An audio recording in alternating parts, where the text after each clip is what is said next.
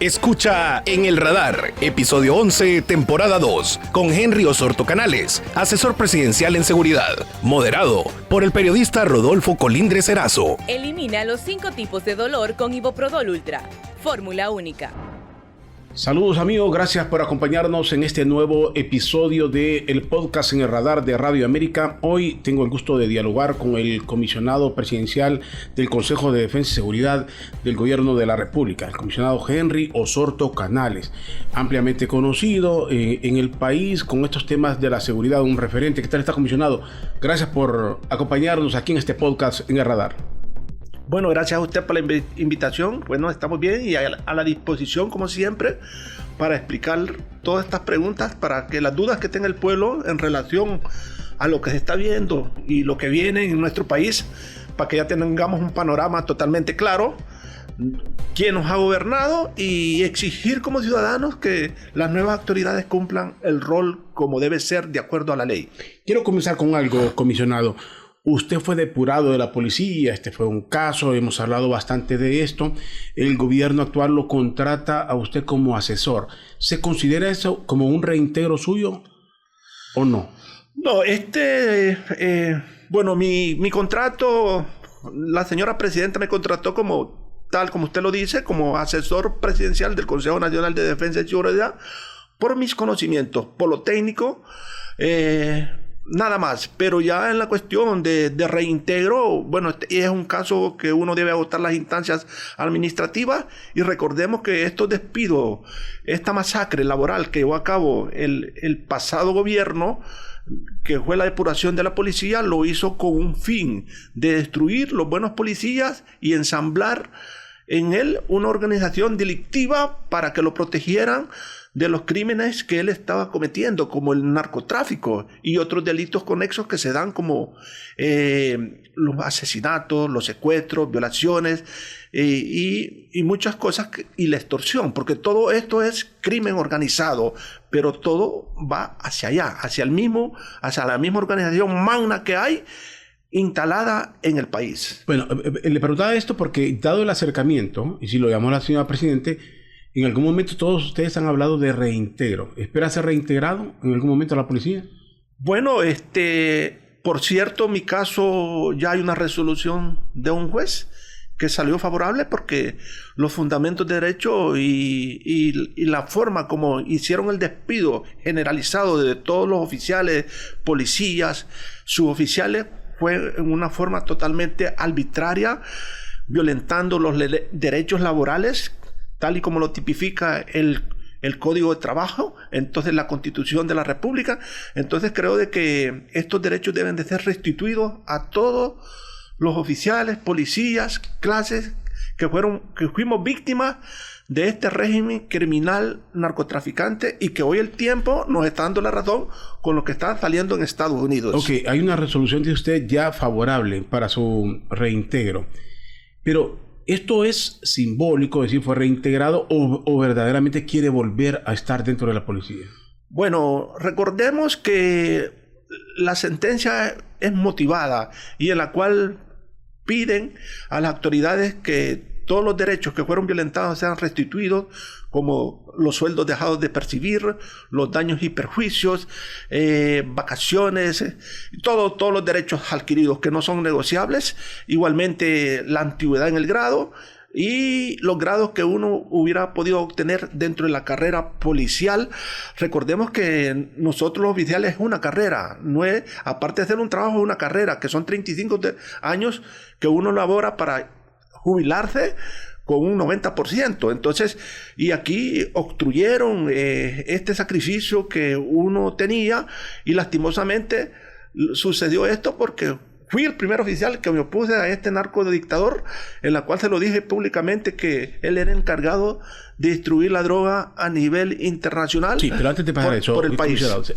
Así concretamente, ¿piensa volver o solo son los derechos que se dejaron de percibir? Bueno, recordemos que nosotros tenemos un margen de tiempo en la policía, que son 35 años hábiles, y es más, este año cumplo los 35 años. Igualmente, simplemente voy a necesitar que me den mis derechos como tal, como dice la ley, y jubilarme con con lo que dice la misma ley, ¿va? Okay. Que es el 90%, porque es un sacrificio de toda una vida, ¿no? Sí. Ahora, se ha utilizado, lo escuché usted, escuché al ministro de Seguridad hablar de masacre laboral.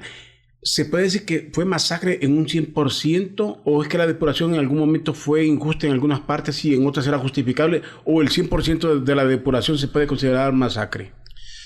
Es por el procedimiento que se hizo, que no es el correcto de acuerdo a ley, porque todo fue una planificación hecha por los carteles de la droga, utilizando los diferentes poderes del Estado, como el Congreso Nacional, que emitió un decreto legislativo para la depuración, y ahí mismo se nombró una comisión depuradora que respondía a los intereses de ese cartel.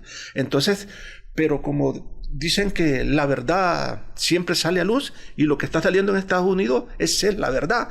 Y es cierto, dentro del mismo universo de los policías que fueron depurados, hay algunos policías que no cumplían la función como tal, pero no era el procedimiento. Había que agotar la instancia administrativa y de esa manera lograr a tener una separación de acuerdo, como dice el Código del Trabajo, porque el patrono de nosotros es el Estado y el trabajador es el policía. Entonces, aquí no hay que abusar del poder, hay que hacer los procedimientos tal y como dice la ley. Sí, ahora, comisionado, se habla bastante, porque el caso sonado es de don Juan Orlando, pero el que fue director de la policía se declaró culpable. Después de insistir en su inocencia, se declaró culpable. Nos hace pensar, con la lógica que todo el mundo debe de aplicar, si era el director, tenía mando, no trabajaba solo, nunca estuvo solo. ¿Qué debe de pasar para llegar? Porque posiblemente muchos estén ahí. O sea, es difícil pensar que la institución es otra, saneada completamente. Y aquí solamente se ve lo que dice, lo que es la policía, porque ahorita hay un director que se declaró culpable, igualmente otro oficial, el primo de Juan Orlando, apellido Hernández. Entonces aquí no solamente hay que pensar en el general Bonilla, hay que pensar en todos aquellos directores que hubieron durante la gestión de Juan Orlando Hernández, que fueron 12 años.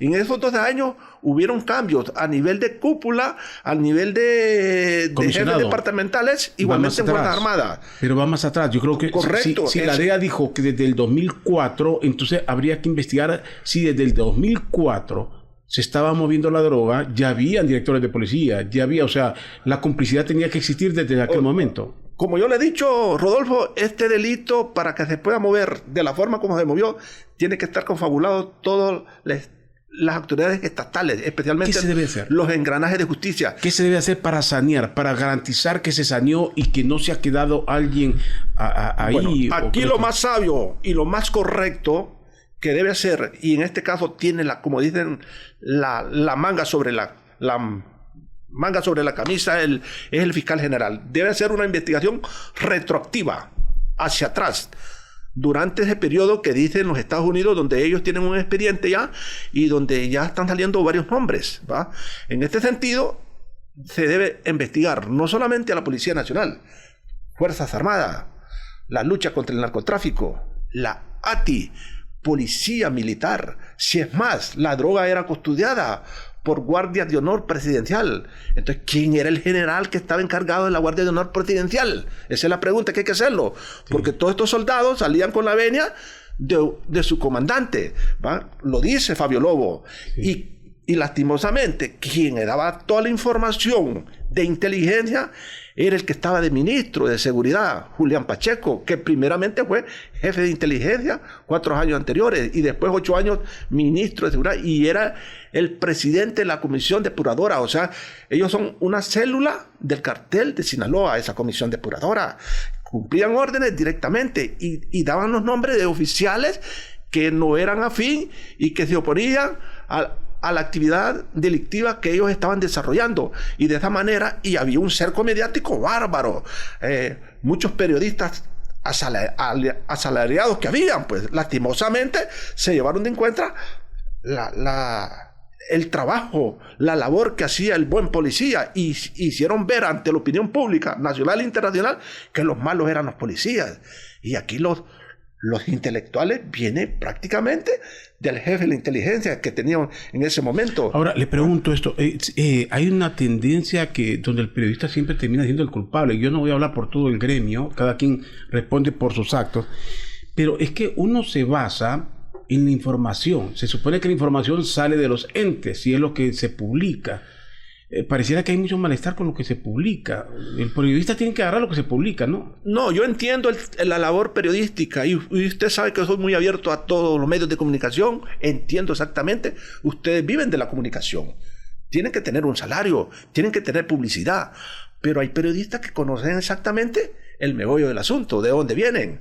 Es más, han habido periodistas muertos por lo mismo, porque aquí lo que ha habido es una disputa del crimen organizado, que el cartel de Sinaloa con el otro cartel a nivel internacional. Entonces usted dice que hay periodistas que están financiados y a conciencia de que están trabajando algunos han sido parte de esa organización.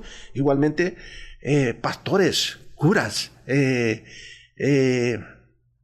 lo que es la banca, ¿va? Si usted ve todo ese dinero que ha habido, mal habido, usted lo ve reflejado en algunos mega negocios que de la noche a la mañana aparecen personas que no tenían ni una cabra ni una gallina y hoy son empresarios. Entonces, eso no es desarrollo, hombre. Eso es una competencia desleal totalmente, porque aquí se llevan de encuentro a aquel que lucha, al emprendedor y todo. Y por eso es que ve que en los países donde se da este magno delito, lo que es el crimen organizado, hay totalmente violencia. Honduras es un país violento, totalmente. Los miembros de la comisión depuradora que participaron, entre ellos miembros de la ASJ, eran conscientes el trabajo de ellos. Digo, si estamos hablando de que estaban involucrados, ¿estaban a conciencia o no? ¿O estaban haciendo órdenes? ¿Cuál sería el calificativo correcto? Sí, que el día de mañana se diga que hay mala interpretación en todo esto. Bueno, ellos estaban conscientes, porque si yo voy a desarrollar un trabajo, yo tengo que conocer el trabajo. Y tengo que saber qué es lo que voy a hacer y cuáles son los fundamentos legales para hacerlo. Y si el jefe de esa comisión, que era Julián Pacheco, era el jefe de inteligencia y él el que daba la información a los narcotraficantes, y el resto de la comisión, ¿qué? Entonces, son parte del crimen organizado. Aquí no hay que ver las cosas tibiamente, hay que irlos al fondo, porque si a mí me ponen a ejercer X trabajo o a usted tiene que ver cuáles son los parámetros legales que yo me voy a fundamentar para llevar a cabo este trabajo, porque aquí nadie es ignorante. Ellos eran personas estudiosas, uno era ingeniero, la otra abogada, todos. Entonces son personas que deben de saber si se le está violentando los derechos a un funcionario, sea policía, sea militar, sea periodista, lo que sea. Entonces creo de que la ley no se desconoce. Y el caso del señor Julián Pacheco, ¿qué se debería estar haciendo? Hablo en materia legal. Si sería mencionado, si cuántas cosas, y usted lo está señalando. Inmediatamente, yo creo que el fiscal se está quedando corto. Lo quería emitir ya es un requerimiento fiscal directamente para ellos. En este sentido, ellos, ¿quiénes son? ¿Quiénes? Bueno, estamos hablando de Julián Pacheco, que ha sido mencionado, que era el que proporcionaba la información fidedigna de dónde estaban los puntos de control, quiénes estaban en los puntos de control. Por eso decían ellos que querían una policía confiable, porque ese era el policía confiable, que el que estaba en el puesto, por ejemplo en Corocito, en Bonito Oriental, que es el camino de la droga, allá en Ceiba, en Tela, en Puerto Cortés y todo, eran policías afines a ellos para el trasiego de la misma, para que esto no quedara rastro. Según ellos, todo lo tenían controlado. Y aquí también hay que mencionar, que nos está escapando, el fiscal general es un narcofiscal. Porque no puede ser que en un país que hay 20, 30 muertos diarios, no haya un expediente investigativo por cada muerto. Porque la acción penal la lleva el fiscal, la fiscalía. Y es aquí donde ellos hicieron caso omiso de todo esto, porque sabían exactamente que estos crímenes, quienes lo cometían, eran los mismos carteles, por diversidad de cuestiones que se dan internamente dentro de ellos, porque ellos todo lo arreglan bajo un principio que le llaman nulidad por nulidad. Como dijo el Cachiro, la palabra es la palabra. Nosotros no vamos a firmar documentos porque lo que vale es la palabra, y es verdad, y el que no cumple, lo que hacen es mandarlo a liquidar. Ahora, usted dice, hay que abrir, o se queda corto el fiscal de usted para requerimientos que se pueden dar. ¿aboga usted por un juzgamiento de ellos aquí en el país? ¿O si los solicitan en Estados Unidos, habría que entregarlos también? Recordemos que hay un tratado vigente, que es lo de extradición, y Estados Unidos lo que cobra simplemente es la introducción de la droga hacia Estados Unidos. Pero el teatro de operaciones que fue Honduras, los muertos que hubieron en Colón, en Ceiba, en todo el país, que hubieron un promedio de 20 muertos diarios, y el 80% de estos muertos son producto del crimen organizado, multiplica al mes, al año, por 18 años, ¿cuántos son? Anda un promedio de casi 80,000 a 100,000 muertos. Y aquí no se ha hecho nada. Entonces, es aquí donde los fiscales deben de investigar y tener bajo las rejas todos aquellos responsables de estos hechos criminales, tanto materiales como intelectuales, pero aquí no se ha hecho nada. Entonces, estos son los delitos que hay que castigarlos. Y como Estados Unidos dice que hay que enviarlos porque introducieron drogas a Estados Unidos, pues hay que cumplir tratado también. Ahora, usted decía, y lo ha sostenido, que don Juan Orlando era jefe de la Mara... ¿Cuál dice usted que es? Mire, es que es como un arquitecto. El arquitecto es el que diseña el plano de un edificio, pero no es él quien lo hace. Él debe tener mano de obra calificada. ¿Cuál es la mano de obra calificada de un arquitecto? Son los albañiles, ayudantes de albañiles, jefes de cuadrilla y todo. Entonces, aquí las maras han sido víctimas de estos delincuentes políticos. La Mara es víctima. Han sido víctimas, porque estos son mano de obra calificada de ellos y los han sometido a que tienen que cumplir tanto en la distribución de droga, custodia de la droga, asesinato, o sea, la diversidad de delitos que se dan en lo que es el crimen organizado. Entonces, es como usted que dice, pues aquí en el país ya no hay mano de obra, todos están yendo para Estados Unidos, ya no hay gente para trabajar en las construcciones, dicen los ingenieros. Pero entonces por eso es que ellos ejercen esa presión y esa desigualdad social que hay en el país. Entonces ellos han sido los creadores de estos grupos, ellos los han fomentado. ¿De qué manera?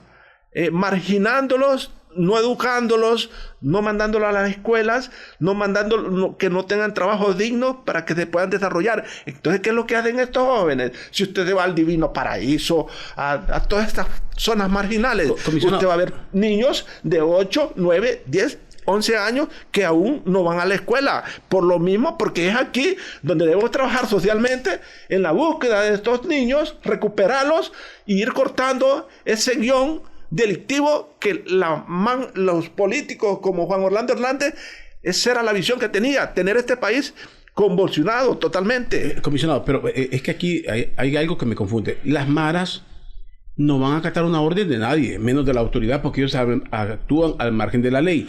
Si actuaban, entonces usted en un momento dijo que Juan era jefe de las maras, o no era jefe. ¿En quién influía para que las maras hicieran caso? Pues todas las tenían maniatadas. ¿Quién manejaba maras y pandillas? No, la pregunta se la hago yo a usted. Bueno, entonces estoy dando la respuesta. Ellos utilizaron la institucionalidad para interceptar y someter a estos grupos sociales. Y es aquí que ellos no estaban preparados para este cambio, porque el pueblo se fue en masa. Ya no quería saber de estos narcos políticos que estaban en el poder. Y es aquí donde se fueron en masa, votaron por la presidenta que hoy tenemos actualmente, por Xiomara Castro de Zelaya. Pero el pueblo quiere ver eso. Esa transición, ejecución, persecución del delito. Aquí no queremos ya saber que hay componentes políticas que sí te voy a proteger, porque estos, y en ese Congreso, el 60% de los diputados pertenecen al crimen organizado. Y se lo digo con conocimiento. El número que me está... Permítame, para que después no malinterpretemos. Me dice usted, el 70%... 60, 50, por ahí anda. De los diputados. Que han trabajado para el crimen organizado.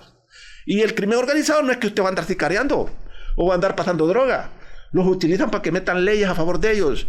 Muchas cosas. ¿No ve cómo están peleando por el fiscal general? ¿Usted cree que se peleaban porque era para que esto continuara? Pero se peleaban los tres partidos. Claro, pero por lo mismo. Hay intereses criminales. Entonces aquí... Hoy con el nuevo fiscal Hay que pedir eso. ¿A quién le mandaba cuando usted... El cumplimiento de la ley, búsqueda, persecución del delito. Y aquí hay trabajo para unos 20 años con esto. Usted decía, cuando extraditaron, se dio el proceso de extradición del expresidente, usted dijo que se fijara en las manos y que él estaba comunicándose en ese lenguaje de los mareros. ¿A quién le mandaba ese mensaje? ¿Con quién estaba? ¿Con la barriada o con algún jefe o con quién se estaba comunicando supuestamente? Elimina los 5 tipos de dolor con Iboprodol Ultra. Fórmula única. Ese lenguaje es auténtico de lo que son maras y pandillas. Entonces, y esa era la comunicación que él tenía y lo vio ahorita en el comportamiento del juicio. Es una persona que nunca se declaró culpable. No es porque sea inocente, pero es que tienen formación. Ellos tienen formación en ese sentido. Que mejor se van hasta la muerte. Pero no son así los militares y los policías que tienen esa... ¿Cómo? No son así los policías y los militares que supuestamente son educados para tener la fuerza. Ese era antes. Ese era antes. Pero hoy estos grupos antisociales tienen esa formación interna. Disciplina, orden, jerarquía entre ellos mismos. Entonces... porque vienen muchos de ahí, de las milicias. No vienen de ahí. Usted recuerda el caso de los Zetas en México, ¿no? Claro, los Zetas eran policías. Era policía, pero si usted ve la depuración que hubo, ¿ha visto alguna banda de policías que anda operando de los depurados? No. No, uno no sabe. Hay policías que hasta han muerto de hambre.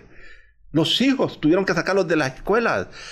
Tuvieron que emigrar y en el camino murieron. ¿Cuál es el aporte el aporte específico con todos los conocimientos y denuncias que usted ha hecho? ¿Cuál es el aporte? Y le pregunto así, ¿cuál es el aporte y hasta dónde, porque tiene que ser agresivo, se le está tomando en cuenta que vamos a ver un cambio en el país? Ahora que es asesor presidencial. Claro, usted ve de que este es un proceso, yo lo voy a entender.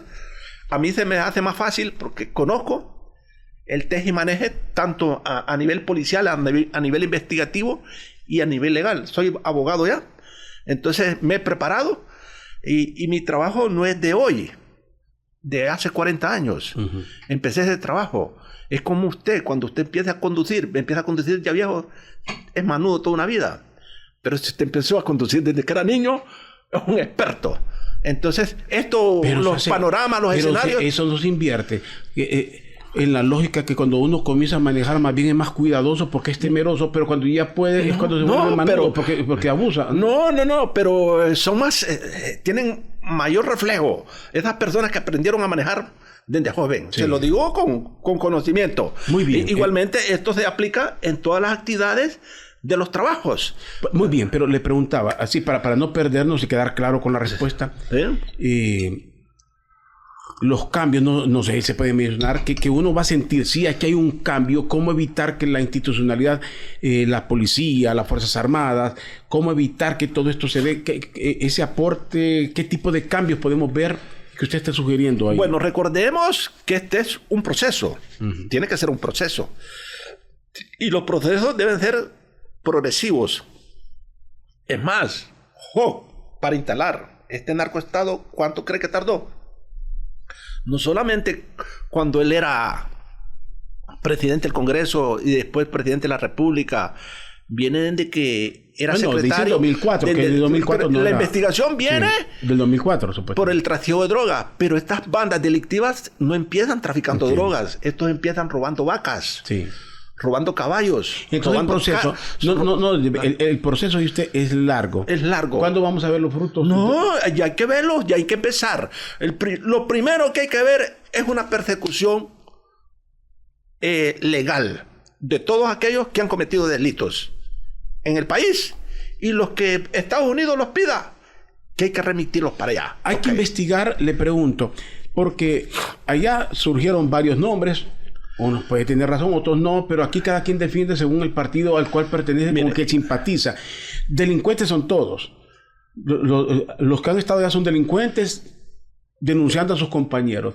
Deben investigarse todo, y le pregunto porque está dentro de la administración, y dentro de la administración aquí se mencionó a don Carlos Zelaya también, se mencionó al hijo de la presidenta. ¿Estos deben de ser investigados o no?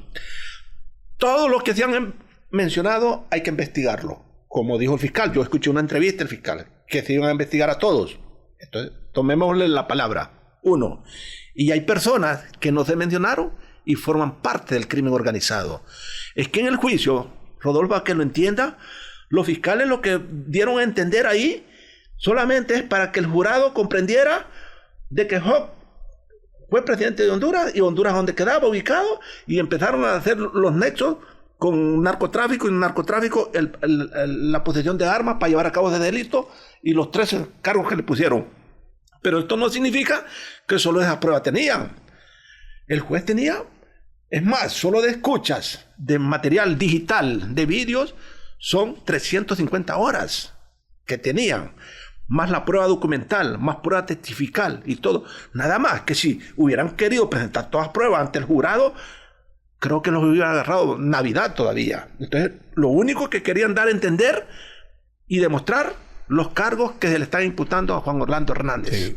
¿Cuál va a ser el momento? ¿Cómo vamos a detectar que en Honduras ya no está pasando lo mismo? Pues nadie se va a autoculpar. Pero se tienen que notar que el narcotráfico nunca va a terminar. Eso es bien difícil decir que se va a acabar. Pero para decir que el país se ha saneado o va en ese proceso, ¿cómo lo vamos a detectar? Bueno, en primer lugar... porque sigue en el país o no sigue el delito del narcotráfico, y el delito, como ustedes dicen, nadie lo va a poder parar. No lo para ni Estados Unidos, que es una potencia del mundo. Siempre introducen la droga a ese país, independientemente de quién sea. Puede ser Pedro, Juan, un mexicano, un hondureño, un colombiano, pero siempre la droga les va a llegar. Mientras ellos sigan consumiendo, la droga les va a estar llegando. Y entre más, como dicen, más yucas se pongan, o más difícil hagan el camino de la droga, más cara les llega. Porque lo que cobran ellos es el valor, cuánto han pagado, cuánto gastaron, desde que sale de Colombia hasta llegar a Estados Unidos. Sí. Entonces creo de que aquí, ¿cómo vamos a ver el cambio?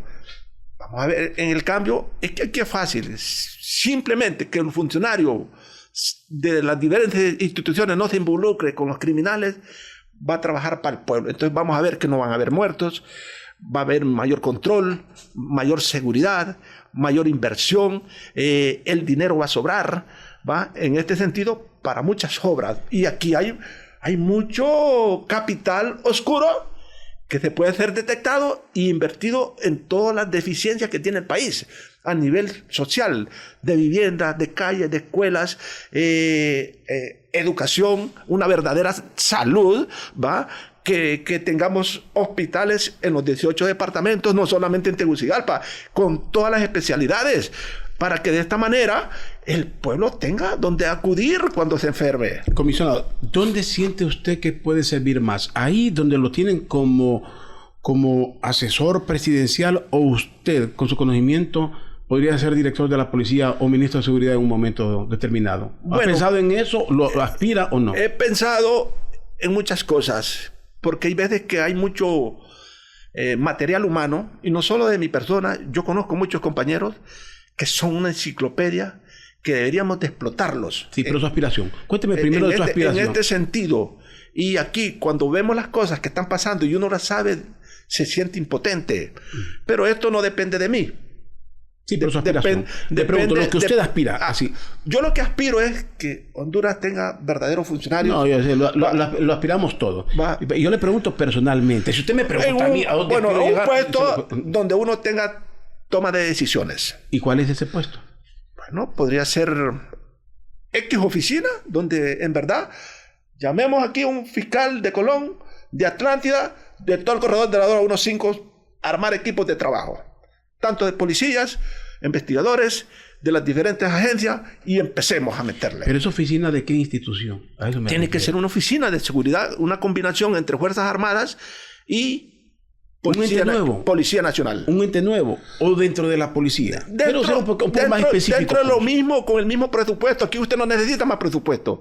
Con el presupuesto que hay, en 6 meses, este país lo tenemos igual o mejor que El Salvador. O sea, como asesor, con una oficina y con mando para poder intervenir dentro de la policía y las Fuerzas Armadas. Déjeme si estoy entendiendo bien o no. No intervenir, sino que gestar y ordenar operaciones a nivel nacional, dirigido a la delincuencia común, delincuencia organizada. Le pregunto esto porque los militares y los policías así uno lo observa, tal vez uno se equivoca, son bien celosos. Se miró con los mismos militares que anduvieron allá de testigos entre la jerarquía, el mando, que si aquel es civil o no. Por eso le pregunto dónde encaja y dónde puede pegar exactamente su experiencia, dónde puede aportarse, en qué oficina directamente y qué mando debe tener para que lo que usted recomiende tenga peso. Bueno, tener como autonomía en este sentido, la única de donde va a depender uno es de la ley y del conocimiento, porque si usted tiene la ley y tiene el conocimiento, solo es de ejecutar las operaciones y se van a ver los resultados, ¿verdad? Porque creo de que aquí hay mano tibia, pero yo entiendo algunas cosas, que hay veces que hay personas que llegaron a un puesto, pero no tienen la experiencia.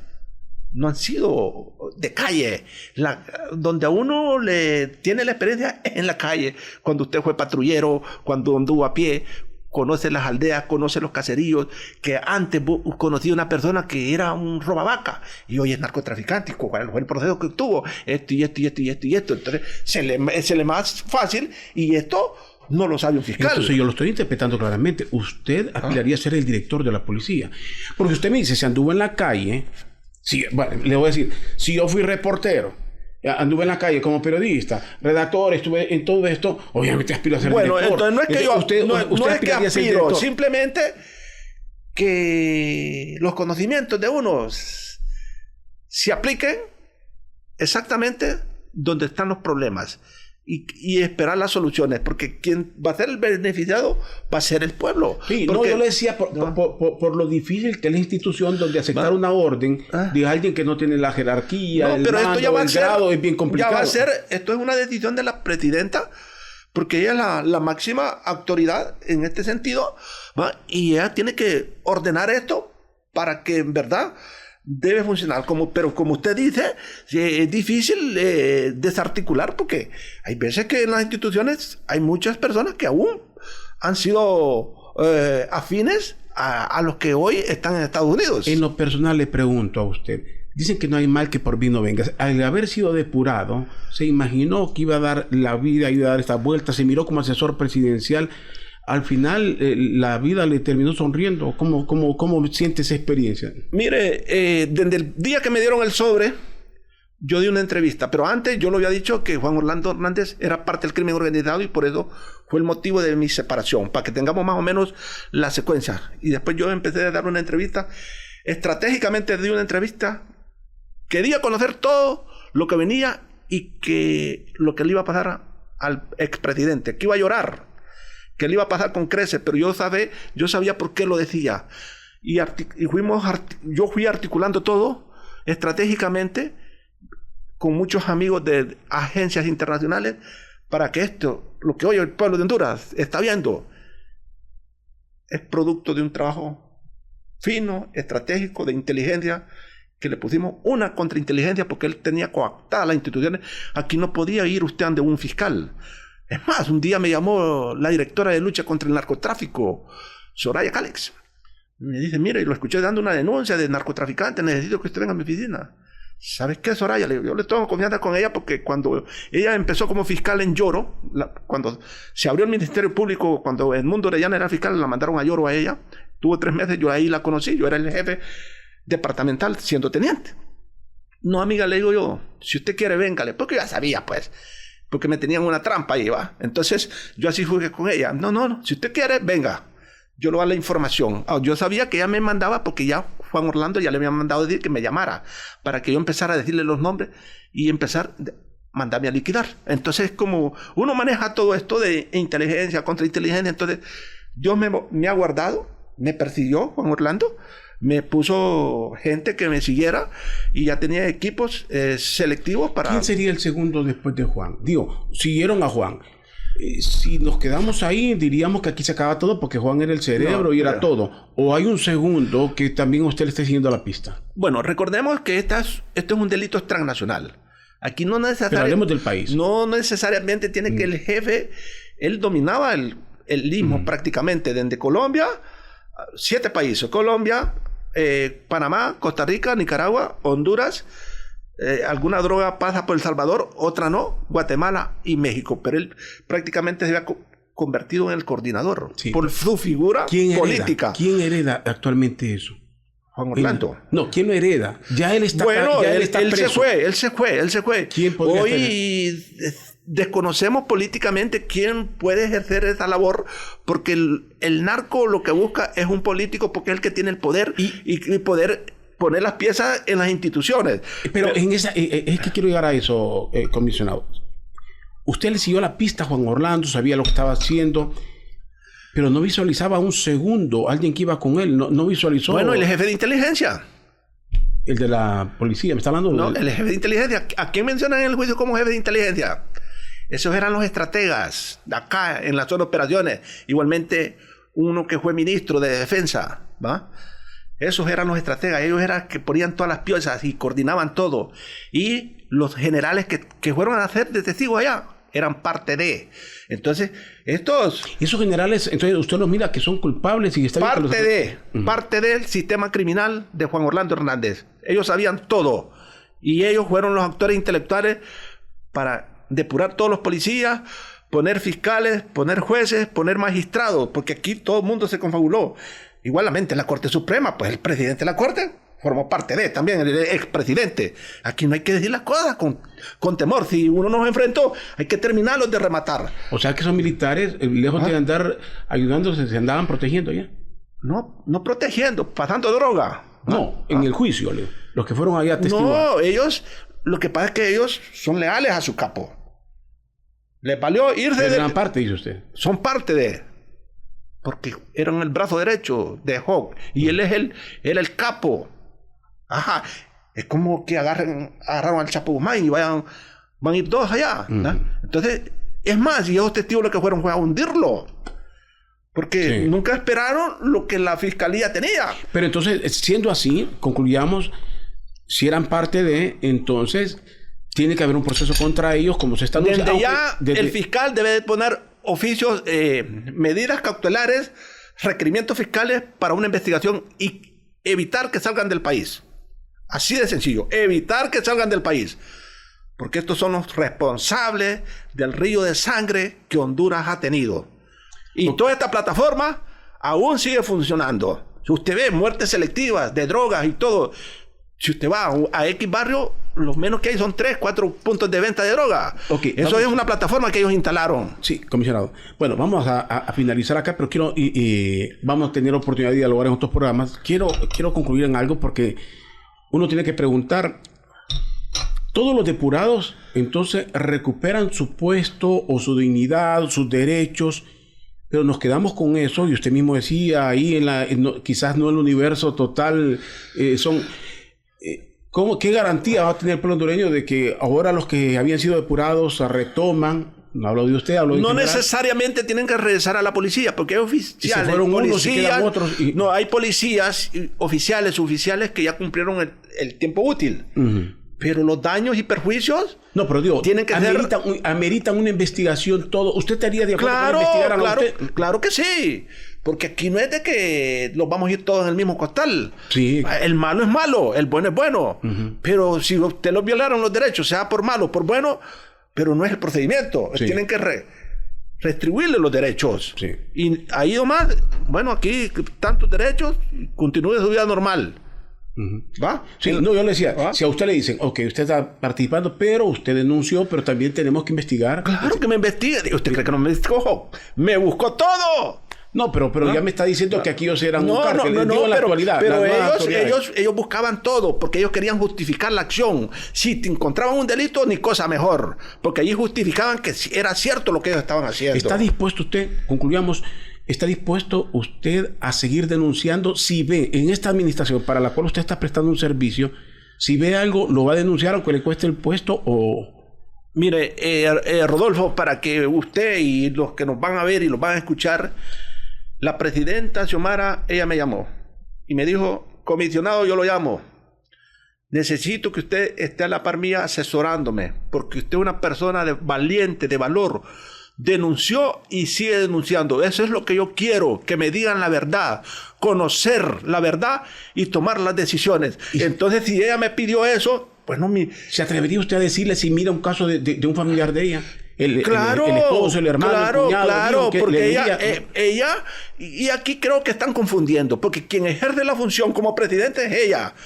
Dice, no, que la presidenta, no, si un familiar lo mencionaron, o un amigo, un tío, pues que lo mencione y que le siga el procedimiento. Entonces ella fue muy clara y me dijo, yo lo mando a llamar no por político, sino por sus conocimientos técnicos, porque yo estoy cansado que me mientan. Entonces creo que con esas palabras le doy a entender al pueblo qué es lo que ella quiere hacer. Y eso es lo que vamos a hacer. Aplicar la ley, nada más. Y que el fiscal trabaje de inmediato. Armar equipos de búsqueda, de recolección de información para empezar a armar expedientes. Porque expedientes de estos 10.000 muertos que han habido en Honduras, no hay ni tan siquiera uno. Comisionado Osorto Canales, gracias por acompañarnos en este podcast en el radar y vamos a tener la oportunidad de seguir dialogando en otras ocasiones aquí en Radio América. Bueno, gracias a usted por esta invitación y estamos anuentes. Y de esta manera hay que construir un nuevo país con el apoyo de todos. Creo que va a ser posible. Gracias, el comisionado Henry Osorto Canales, que ahora es asesor presidencial en materia de seguridad, nos acompañó en este podcast en el radar de Radio América. Gracias a todos por habernos acompañado y los invito a un nuevo episodio. Elimina los 5 tipos de dolor con Iboprodol Ultra. Fórmula única. Encuéntranos como Podcast Radio América HN en Spotify, Deezer, Google Podcasts, Apple Podcasts y en nuestra página www.radioamerica.hn.